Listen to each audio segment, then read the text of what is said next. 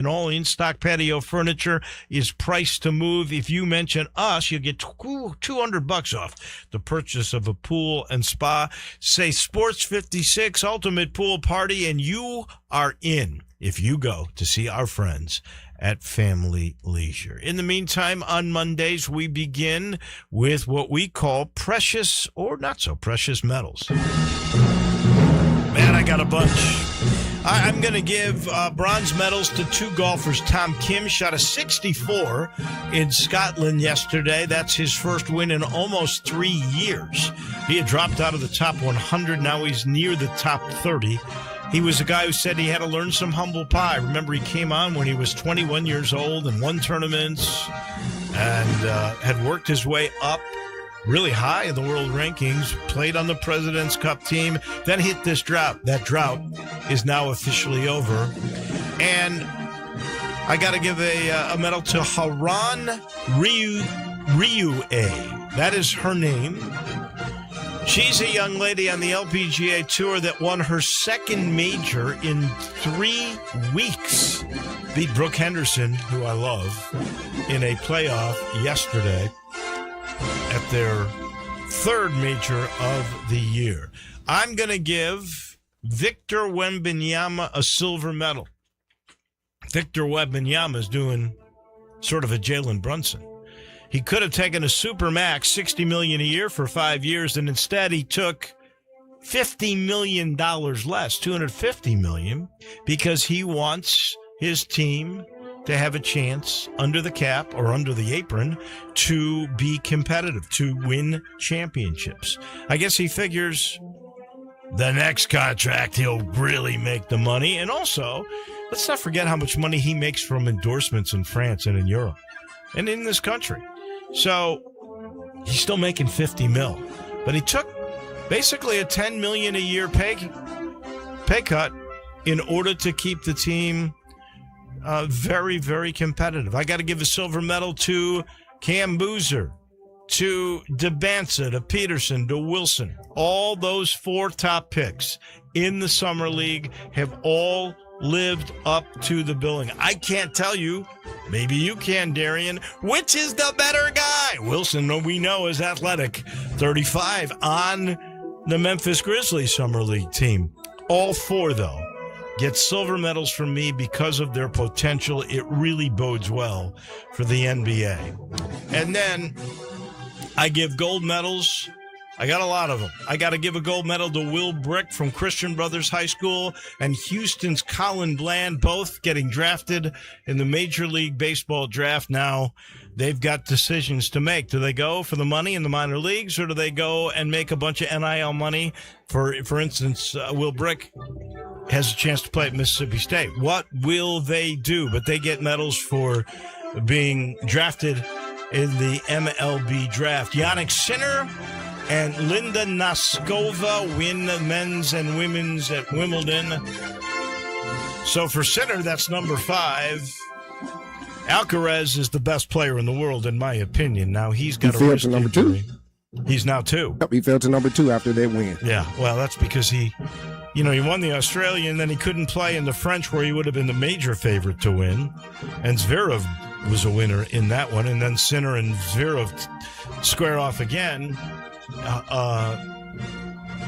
I would tell you, I still think, even though he's number 2 because he's injured, you look to the head-to-heads, Alcaraz has the advantage on Sinner. I like Alcaraz coming back. I hope he comes back for the U.S. Open.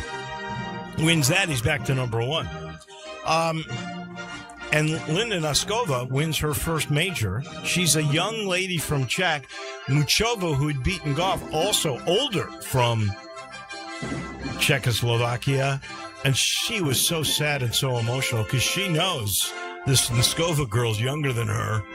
And she's already got the major that Muchova has not had. She's played in a couple of finals, has not won. And then I'm giving a gold to the 26 World Cup. They got the 4 teams in the semis.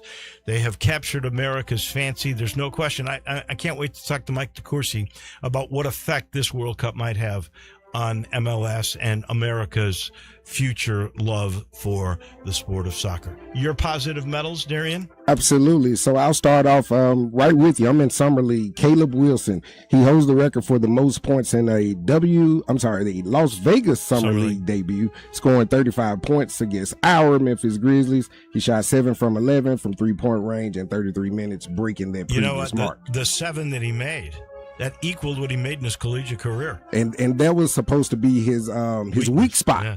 So to speak. So shows he's been in the gym working. My silver medal goes to Tom Kim, who won the Scottish Open.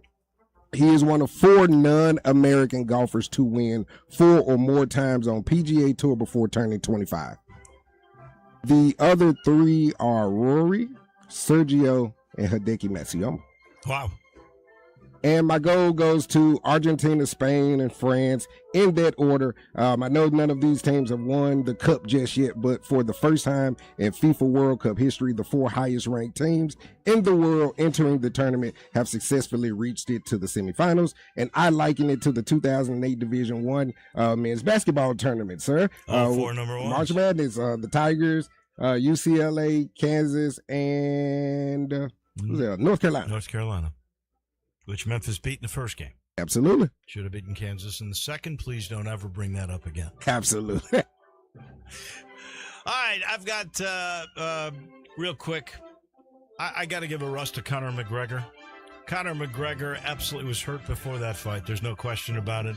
He did a wild thing just to say he got hurt in the first minute. He stole whatever money he got from Dana White and UFC. Because he only went 1:09. He was injured. He was damaged goods before. I'm going to give a rust to the VAR effect on the World Cup, especially Norway and England. There was a goal taken away from Norway that would have won that match. And then there was the yellow card flop where they flipped it. And poor Switzerland was a man down for an hour. And that advanced Argentina. I have negative feelings about that. And then finally, Scotty Scheffler. He had almost a 4-year streak of making cuts, 78 straight tournaments. It came to an end in Scotland. Sorry to see that for sure. Those are my 3 rusts. What you got, Darian? And mine was the same. Mine was Scotty Scheffler. Okay. That was my one rust. Excellent. This portion of the show brought to you by Southern Security. You know all about that credit union, not a bank. They can do things that banks cannot do. They are not for profit, so they can really reduce loan numbers. They can do whatever they need to do to make you right. If you need cash, you can refinance your auto loan right now at Southern Security. You want to have a payment for 60 days.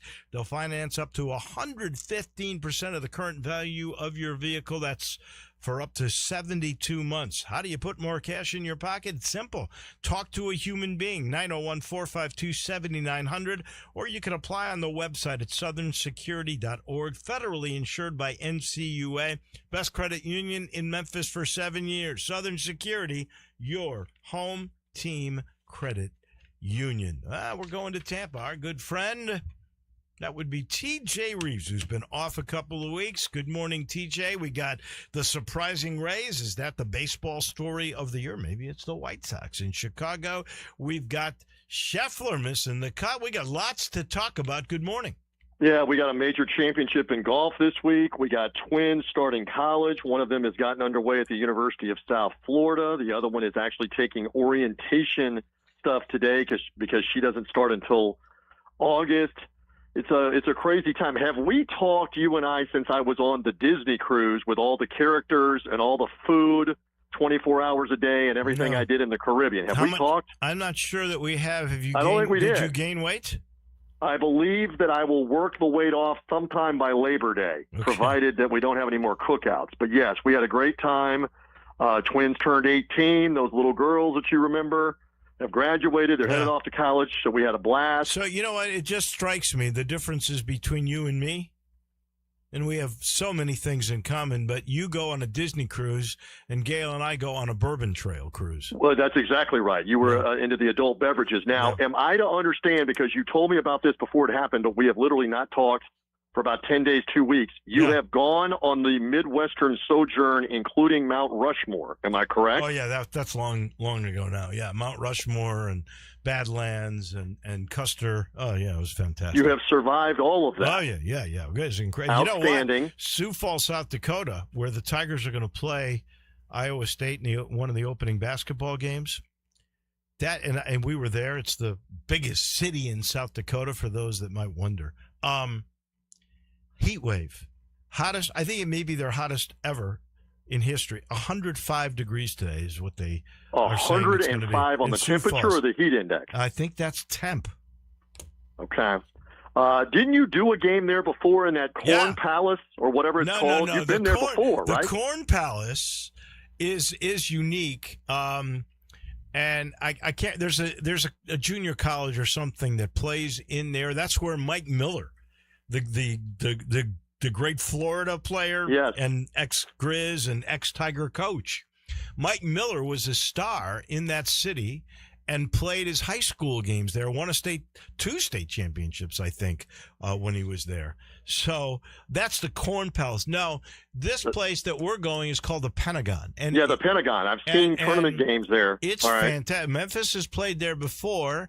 They played when Ron Baker and Fred Van Vliet were with Wichita State. Before they were in Memphis's league, when they were still in the Valley.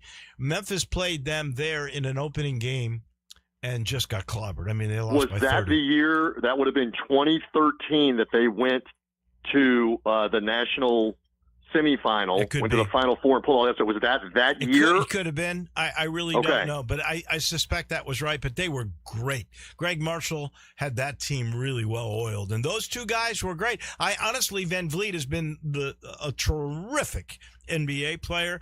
I thought Ron Baker was the better collegiate guard. Yeah, that was an amazing run because they went to the Final Four with the upsets. And then the next year, they went undefeated all the way into the NCAA tournament, remember? And I think Van Vliet and Baker were still both on the team, and Kentucky beat them like in the second-round game and knocked them out after they were like 32-0 that year. And you were around all of that in South Dakota. Who knew? Yeah. Who knew on that one? You know what? It's a future place because it's a cool place. It really is. And it's definitely different. And you mentioned hot. I was telling this story this weekend to some people that I was around. I'm getting old, but I still remember my college days at the former Memphis State, now the University of Memphis. There was one summer that I stayed there and took summer class to get ahead to be able to try to graduate quicker. And I believe this was the summer of 1990. So we're now talking 36 years ago. Right. And I keep telling people, I think the hottest I have been in my life was the River City, Memphis, Tennessee, that summer, because the heat index, this was a new thing. Dave Brown was talking about it on Channel 5, that this heat index thing was a new thing. He was talking about it being 111 degrees. I still remember that, where they were saying if you don't have to be outside for any extended period of time for work or whatever reason, don't do it in the middle of the day from like 10 a.m. until 4 p.m. There's not a need for you to be outside for long amounts of time because of how dangerous it was. It was stinking hot when I was going to those summer classes in and around now the U of M campus back that long ago. So I realize it's hot a lot of places, but and you still remember this story. We came there with the Twins in July, and I'll tell you when it was. It was July of 2015. So that's now been 11 summers ago. And I remember I brought you donuts in that very studio that you're sitting in right there. Right. Sat in on the morning show with you. We chopped it up in July, and then we went to the Memphis Zoo. Or what do they call it now? Zoo Memphis? What do they call it? Well, Overton Park, right? The Zoo. I think it's still the Memphis Zoo. The Memphis Zoo. Yeah. It was so stinking hot that day. It was over 100 again on the heat index, July in Memphis, that the tiger in the tiger exhibit is in the moat up to his neck in the water, laying in the water. Right. Very smart tiger. Yeah. Obviously a Memphis tiger. I think 80 is the longest streak. I was not here, but I was in Cape Girardeau, not very far away. And There was a string of I think 17 straight days. The temperature never got below 80, even at night. And it was always in the 90s. Yeah. I don't even know what the feels like was then. I mean, it can get hot. We're around that. Yeah, listen, we're around that. We're around that all the time in Florida, where even at night, it's not below 80 on the feels like. Right. It's crazy. Right. With the humidity this time of year. But enough about the meteorology. Yeah. Except I have not seen the weather forecast for Birkdale for the Open Championship. Don't call it the British Open. Darian, check out to see what the weather's going to be Darian, like. In addition to the Memphis weather or maybe New York City or LA, check out Birkdale in England and see if it's. I mean, they don't know what it's going to do. They don't know what it's going to do Wednesday, much less do they know what it's going to do Saturday and Sunday in that part of the world. They don't know. Because if you look at the Saturday Scottish Open, the Saturday Scottish Open, they had fog roll in, then it rolled out, then they thought they were going to be good the rest of the day, and then the fog rolled in that would have made Sherlock Holmes be intimidated. It was so foggy, and they couldn't play anymore Saturday. Right.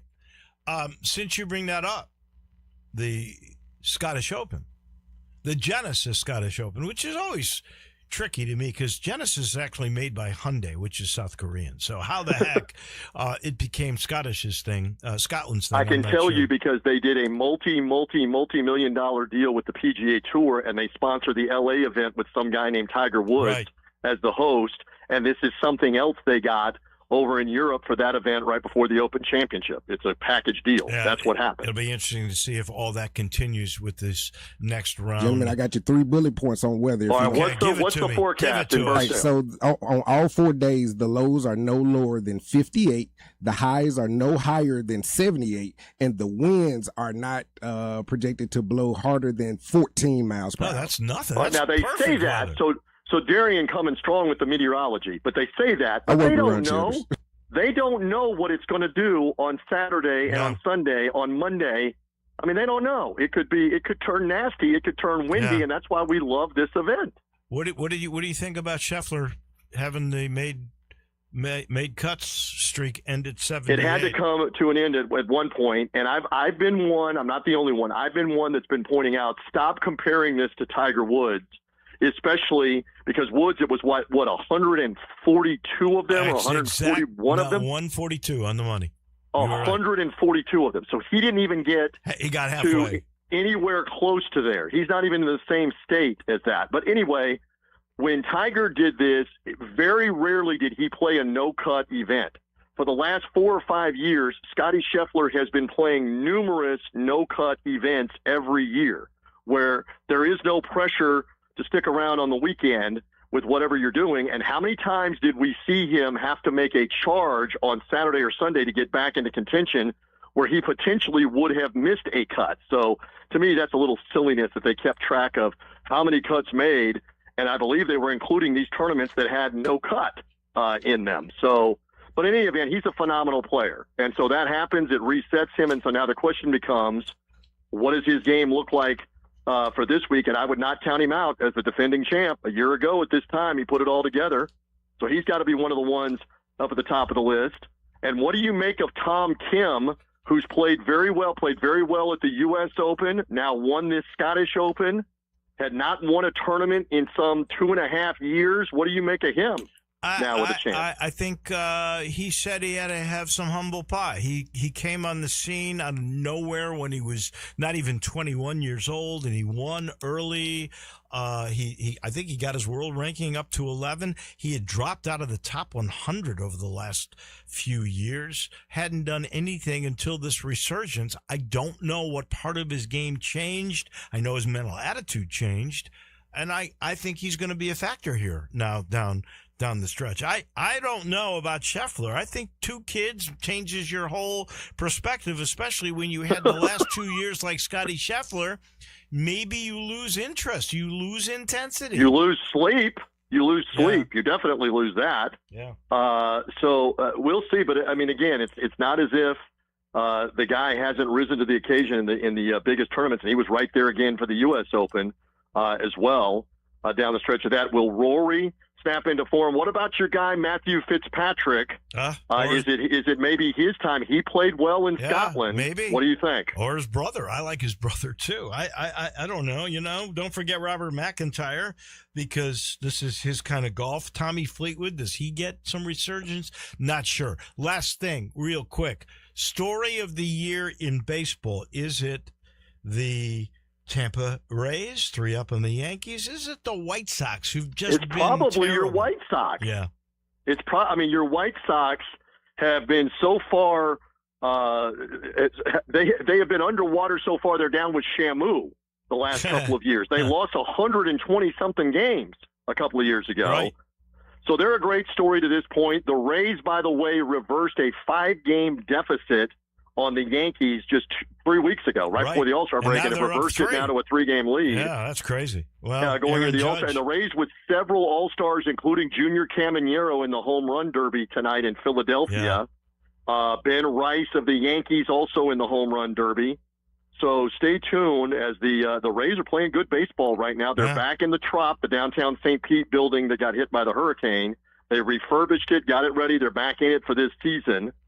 So that's keeping everybody interested right now here in the summer, how the Rays have looked good. Yeah. The Dodgers still the best team, and they could three-peat. They got the best record. They're just phenomenal. And for once, money is paying off in that regard. TJ Reeves, great to have you back. We'll talk next Monday. All right, let's see what happens with the golf and much more. Won't be long before football. Behave yourself, Wolo. Stay cool. I will try. Thank you much. That's TJ Reeves. We take a break. We're heading to Pittsburgh. Our man from the Sporting News and the Big Ten Network and Fox Sports, that would be Mike DeCourcy, and he comes your way in a minute. Start your day with Sports 56 Mornings with Greg Gaston and Eli Savoy. Weekday mornings from 7 to 10, right here on Sports 56 and 98.5 FM. Old Dominick Distillery is pouring Memphis pride into every cocktail. From the winning atmosphere at its downtown Memphis distillery to award-winning craft spirits, Old Dominick is pure Memphis spirit through and through. Swing by the distillery bar for a pregame cocktail or celebrate your wins with a guided tour and tasting. Old Dominick Distillery.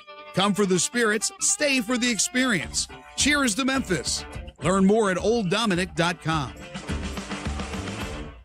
I know that hiring can be challenging. You sort through tons of resumes and you get too many so-so applicants. You're just waiting for someone to match your role perfectly. Well, now there's a place where you can meet them fast. ZipRecruiter. Need to hire right away. Start your search for strong candidates. The right fit awaits. Build your team. Build it sooner. Meet your match on ZipRecruiter. Just head to ZipRecruiter.com/free right now to try it for free. And you're on your way to meeting your match. 4 out of 5 employers who post on ZipRecruiter get a quality candidate within the first day. So try it now. Go to ZipRecruiter.com/free. Once again, that's ZipRecruiter.com/free. Meet your match on ZipRecruiter. Try it free.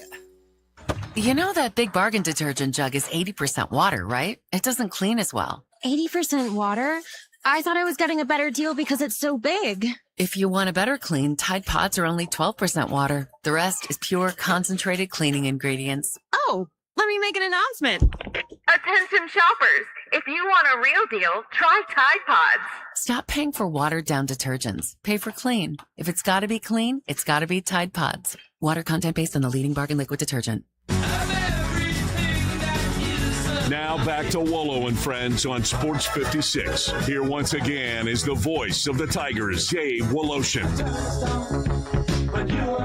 We are headed to Pittsburgh momentarily. Mike DeCourcy from the Sporting News, Fox TV, the Big Ten Network. He's a guy with many, many hats. Is brought to you by Memphis Tourism and the Memphis Sports Council. Did you know that tourism and the hospitality industry in Memphis and Shelby County paid over $1 billion in wages to over 50,000 local employees, with most of the wages being reinvested back into our local economy. What a winning combination. Memphis Tourism and the Memphis Sports Council are working year-round to bring visitors and sporting events to our community that help fan the flames of economic development in Memphis and in Shelby County. And every week they bring you Mike DeCourcy. I haven't talked to you in a couple of weeks. I've missed you. How have you been? I know you have been focused in on this World Cup that has the top 4 teams that made it in, good or bad. Good morning. Oh, good morning, Dave, and I'm glad to hear you back. I think it's good. I think it's more interesting, say, if you're an England fan, perhaps you think, man, I'd rather play Switzerland than have to deal with Messi. But from the standpoint of someone just looking at the field, having France play Spain or England play Argentina, it just gets you really excited for Tuesday and Wednesday afternoon. Both games should be phenomenal. I agree with you. I got to ask you about the VAR effect, and we'll talk a little bit about the U.S. too. But I watched intently the doubleheader. What was that, Saturday? I think it was Saturday. They take away a goal from Norway. Yeah. And Holland did extend his arms a little bit, but that sure looked like a little flop to me. That negates a goal. That changes that outcome. In the Argentina-Switzerland game, the guy gives the yellow card, then flips it around after VAR, and they got to play a man down for literally an hour. I mean, both of those VAR calls really affected the outcomes of that game. Right, and I think that, first of all, like, if you want to go back to no replay in all sports, I mean, I've been talking about this since I will tell you my origin story on my loathing for replay. The Steelers were playing the Indianapolis Colts, Peyton Manning's Indianapolis Colts, in the semifinals of the AFC in the 2005 season, so I guess it would have been January 2006.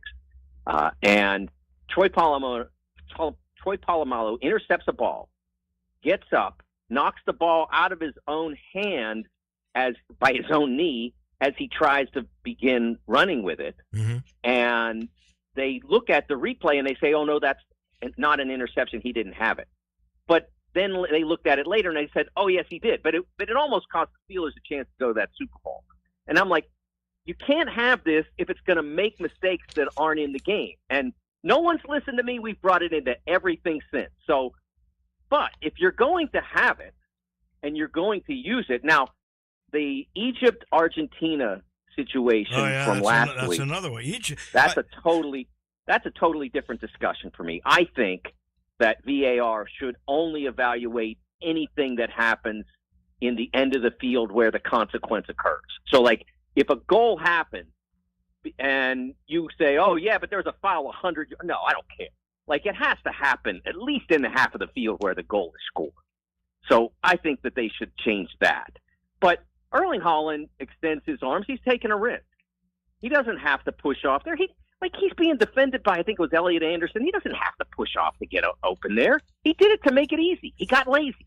And so he warrants some punishment there. It just happens that it took a goal away.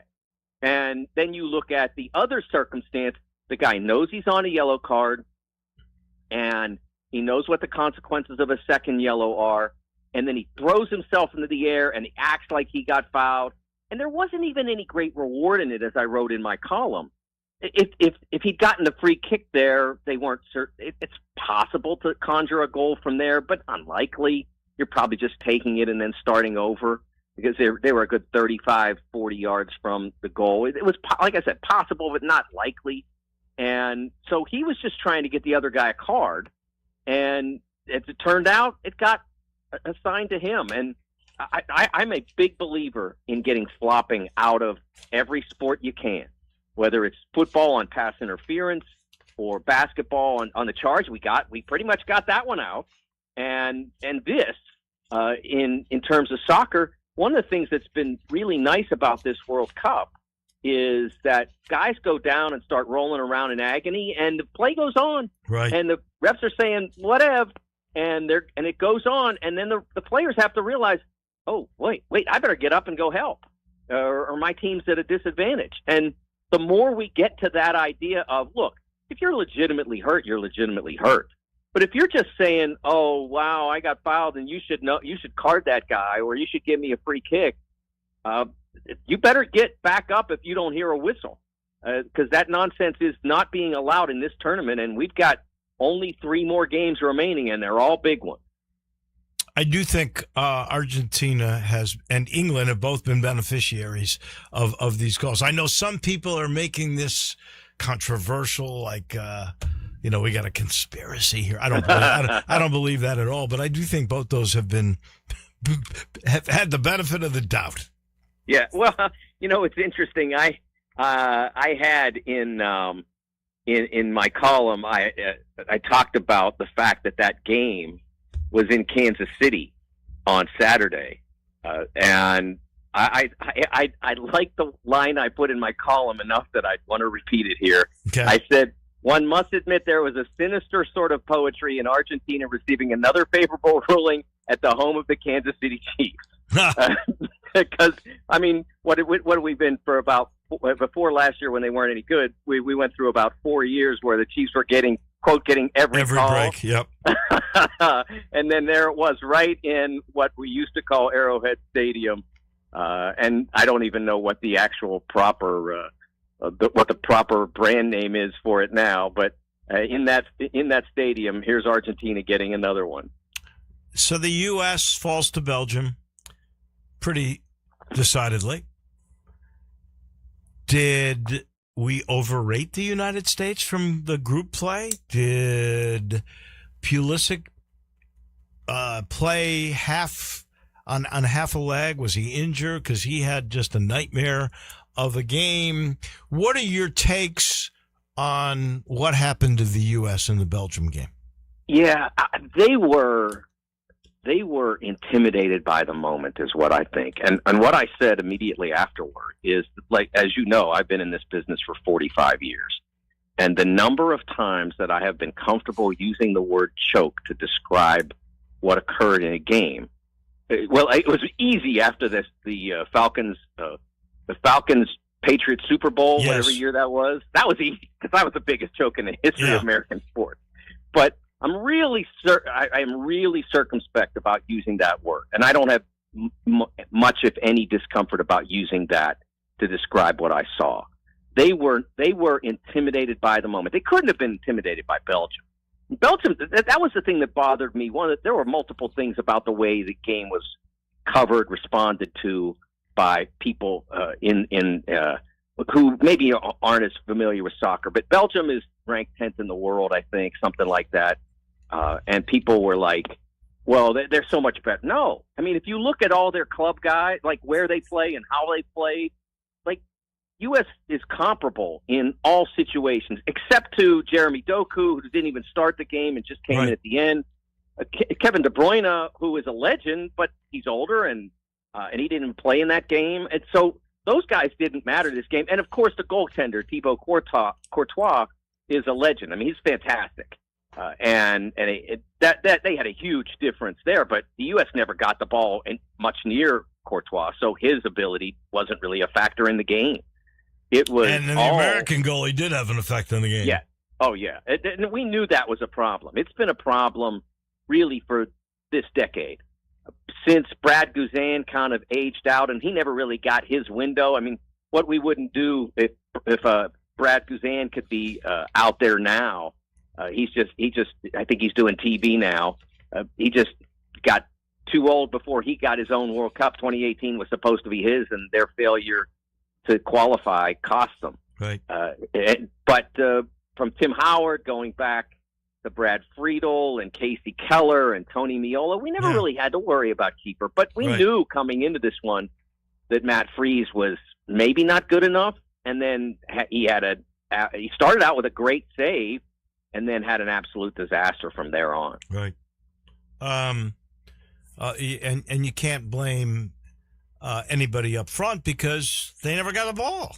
Yeah, Balogun would be the one player that could be excluded from this, Fuller and Balogun, because the ball never got there. Guys who just never played like this. Pulisic was one, and he was the one that got the most attention. I thought unfairly too much because everybody, like I said, short of Balogun, was awful. Serginho Dest was absolutely intimidated in a way that I'd never seen. He was the worst American player that night. But absolutely was.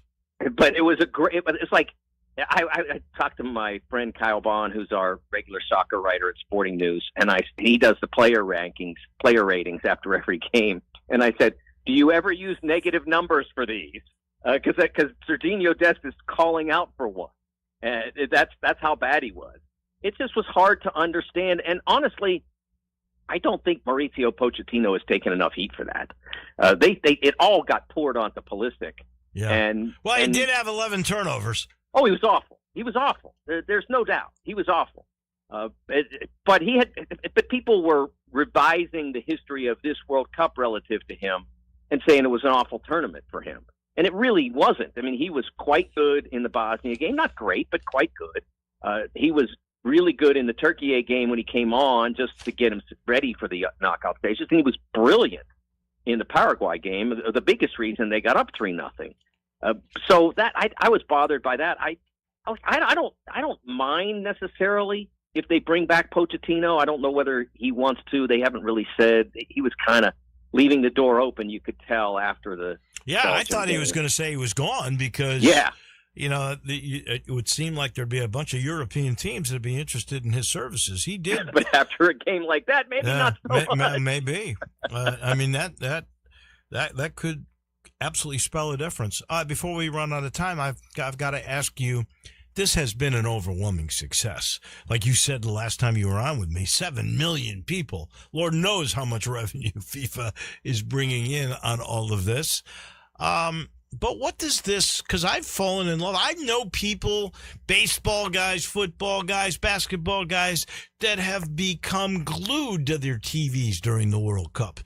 What's the long-term effect this World Cup will have on American soccer? Well, I think what will happen is that some segment of the 35 to 50 million that have been tuning in for U.S. games, and there were 40-some for for Mexico, England. Between Telemundo and Fox, there were 40-some, or low 40s for that. Some segment of them will say, man, I can't wait for the next World Cup, whether it's they're willing to invest, as so many of us have, in the women's game, which will come next summer in the World Cup. Yeah. Or wait 4 years if they don't want to do that. Wait 4 years for the one that's coming up in primarily in Morocco, Portugal, and Spain in 2030. Some will do that. Some will say, man, I really like this sport. I want to follow it more, and will adopt their local teams, whether it's an MLS or USL. And some will say, I only want the best, so I want to watch the Premier League.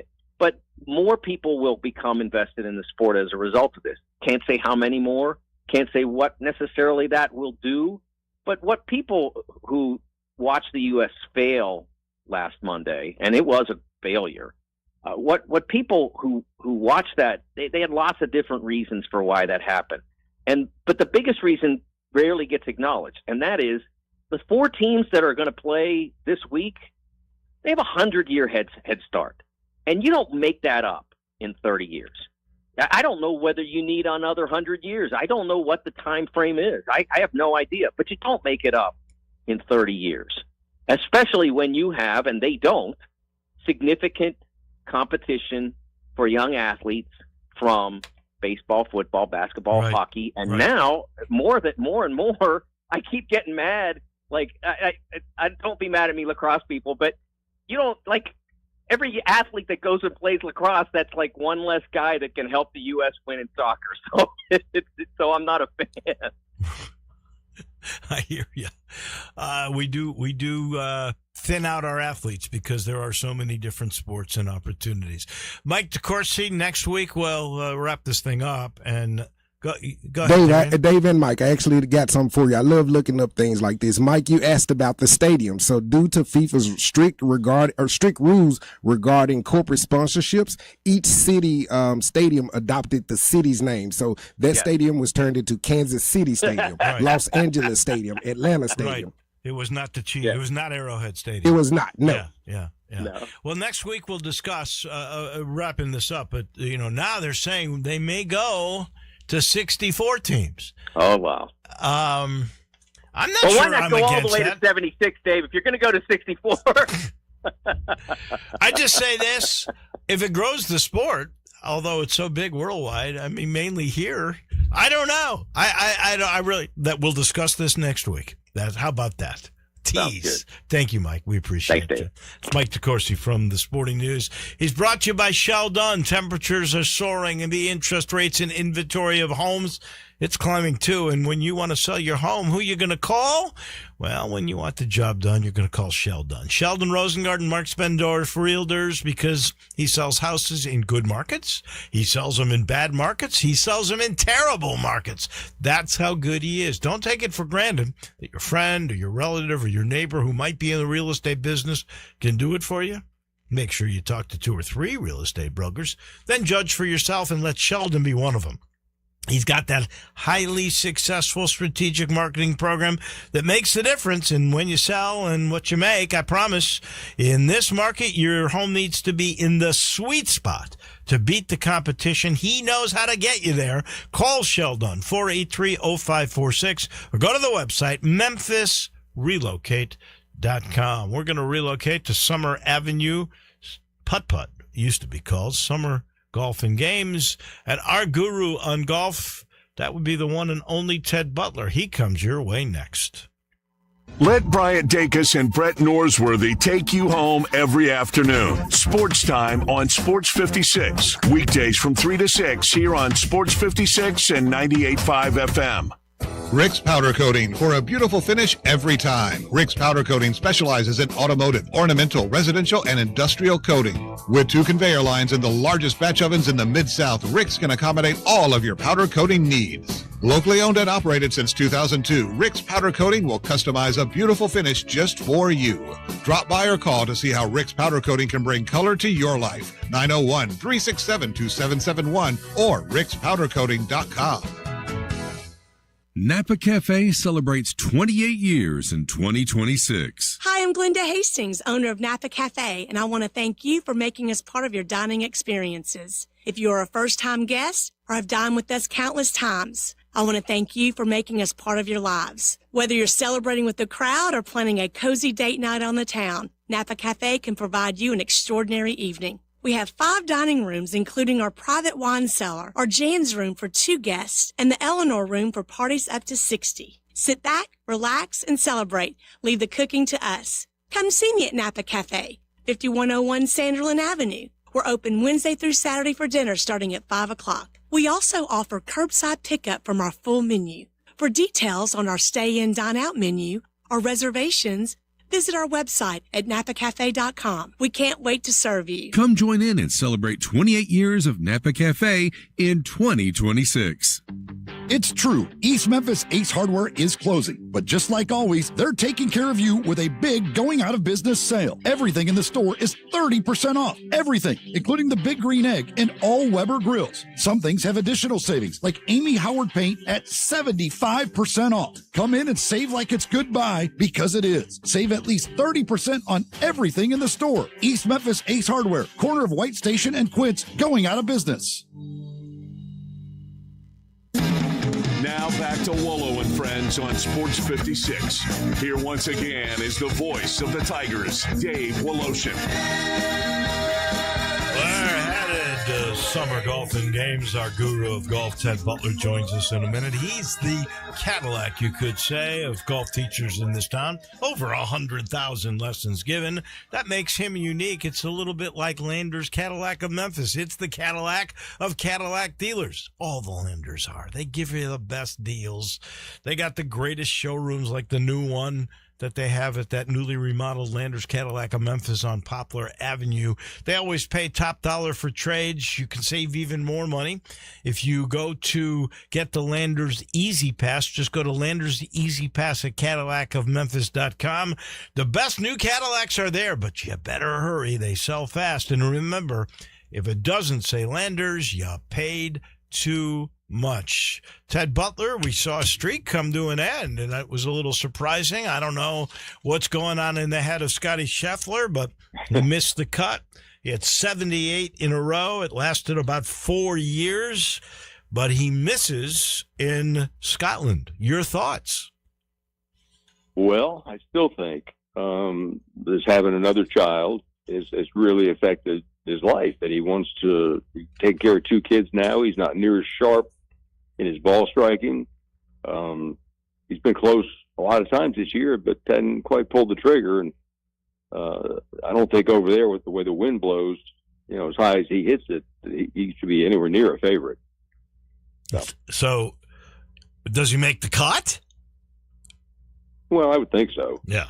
I think this, I don't know if this is a wake-up call. First of all, anybody who's talking about him and Tiger and the run they had, although financially you could say, what an amazing run for Scotty Scheffler. Right. Because even though Tiger raised everybody's money, he did it slowly. Nobody made the kind of money that Scotty Scheffler made in 1 year last year. That was incredible. $63 million. Right.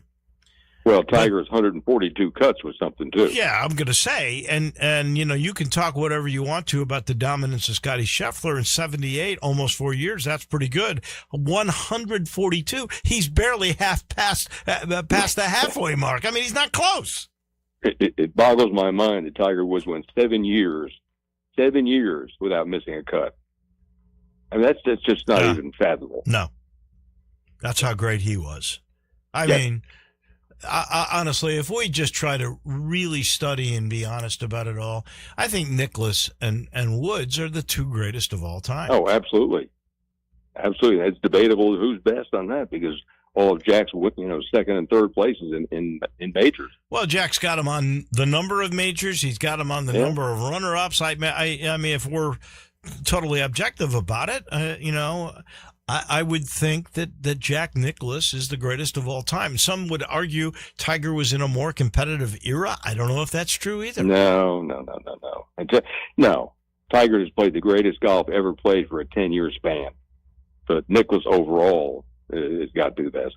Too many seconds and thirds and longevity. He lasted longer than Tiger. Yeah, Come absolutely. on. I mean, that's got to go in there. All right. Speaking of longevity, how about a 62-year-old shooting 62 at a golf course like Firestone? That's exactly what the cigar-toting Angel Miguel Jimenez did this past week. That's incredible. Where do you rank that? 62 at 62. It came on Saturday afternoon, and I was watching them finish. And they were talking about somebody shot 62, and I thought, who on the senior tour could shoot a 62 at Firestone? And then when they said it was him, and he is 62 years old. I thought that can't. And he's gotten skinnier. I mean, he's got that cigar sticking out. He looks no more like a golfer than Bozo. But he did it though. I mean, that's unbelievable. I would have thought seriously when you said that it would have been Stuart Sink, who's 53, and he's really become the hottest guy as the German Longer. Longer sort of finally age is catching up with him, although he ends up in the top 20. But Zach Johnson 46 times he shot his age. And Zach Johnson fresh on the tour. What, he's 50 or 51. So, it's going to be his time for a little bit there. But 62 years old, shooting 62. And they don't make these courses all that easy. They can ride. But the U.S. Open, they had a walk, the senior U.S. Open. Yeah. They literally had a par 3 that was 240 yards uphill. 240 uphill. Like, Ernie Els hit driver on that. Too tough. Too hard. Tom Kim had a drought. Yeah. He played really good the last month or so and finally got a win. What do you think of his chances in Royal Birkdale? I think he's the contender for sure. He shot 64 yesterday and did not make a bogey. It meant like 2 bogeys the whole week. I mean, he played good in the U.S. Open. His game seems to be back. You know, he hits the kind of ball flight you need over there. If the wind starts blowing, he can hit it low, and I think he's definitely a contender. He's not my pick, but he is a contender. We checked the weather. Lows in the mid-50s, highs in the mid-70s. Not going to be bad. Winds really gusting out at 14. Not that bad. It's 7,200 yards, so not crazy long, but it is a par 70. What do you remember how that course plays? What do you think of Royal Birkdale? Well, vaguely. You know, that was a long time ago. They played it, 2017 or something? Yeah. Jordan Spieth won it, right? I believe so. Yeah. I don't remember the course a whole lot, but they're all narrow, deep rough, a lot of wind. I'm picking Fitzpatrick. He's been playing so well for so long this year, and he hit that low drilling shot. The wind doesn't bother. Right. He's my first pick. You know what? I think his brother's going to be in the hunt, too. I love Alex. What about Rory? You know, Rory had 64 yesterday, but 73 on Saturday. Just keeps hitting those high drives that go so far into the rough. But, you know, doesn't make the clutch putts like he could or should. He just hits too many bad shots. I mean, to be in a condition, I think, you know, with the wind blowing that hard and the deep rough, I don't think so. I take Fitz. What about Rahm, Reed, Koepka, the former Livers? Well, you know, you never know. I mean, Rahm shows up every now and then. Yeah, but he looked terrible this weekend. Oh, yeah. They just, I wouldn't pick any of them. I'll tell you who I'd like to see win is Tommy Fleetwood.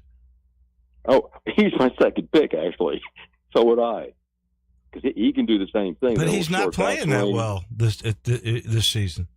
Well, he's 13th, 14th, 15th. He's always somewhere, you know, in the top 20. But he's got the kind of game that works over there. That low draw that he can hit with a 3/4 backswing. Mm-hmm. I mean, I think he and Fitzpatrick are the two that I'm looking at. All right. Your lesson for this week is it's hot now, like crazy. Courses, by the way, public golf courses who help bring you here, they are. You can play them down. They are in great condition. I drove by Galloway the other day. It looks spectacular. Yeah. So my tip would be on one of the hardest shots in golf. And that's a downhill lie from the fairway to a green. And that hardly anybody ever hits it right. You got to take at least one more club. Like if it was a 7-iron shot, you need to take like an 8-iron. And you move it back in your stance, and you tilt your shoulders forward so it matches the slope of the hill. So you're actually aiming downward. And then you kind of pick the club up a little more upright going back, stay down a little longer through impact, and it comes out okay. But the 8-iron turns into a 7-iron because it's back in your stance, and you're going downhill. So if you've got a downhill lie and 150, your 150 club, say it's 150, is a 7-iron, you're saying 8-iron. 8-iron. Do you play it back in your stance? Okay. Yes, back in your stance, and your weight's leaning left. You got more weight on your left than your right, and you try and swing up and down the slope. You pick the club up more upright going back, and stay down longer coming through. And the 8-iron, because of the slope, turns into a 7-iron. I'll let you know. I'm going to try this. It sounds awfully hard. It's a hard shot. We'll see. Thank you, Ted Butler. We'll talk next Monday. Okay, Dave. That is our guru on golf. That is Ted Butler. He's brought to you by Memphis Public Golf. I got to tell you, I took my son Friday morning. We went to the driving range at Audubon. Now, I try to go to as many different driving ranges as I can. Audubon's driving range is absolutely incredible. Whitehaven's got a driving range. Pine Hill, that was not used as much as the others. Audubon is really used. They're in great shape. They're in as good a shape as any country club. They are just doing such a great job of maintenance on all these public golf courses, and you should use the website. First off, you get information about all the championship tournaments that Memphis Public Golf is putting out now, and they're trying to do more and more every year. That's a fact. But also you can get your tee time, and it's getting harder and harder to get good tee times now. Go to MemphisPublicLinks.com. I say this all the time, but I mean it. This city recognized you got to have great amenities to be a great city. They've done that with golf. It is a great amenity. Golf, public golf in Memphis is absolutely great. That'll do it for us. Matt O'Sullivan on the World Cup tomorrow. And our usual Tuesday lineup. Can't wait for that. We'll be back. In the meantime, Johnny Radio's right around the corner. Have a great day, everybody. Stay cool.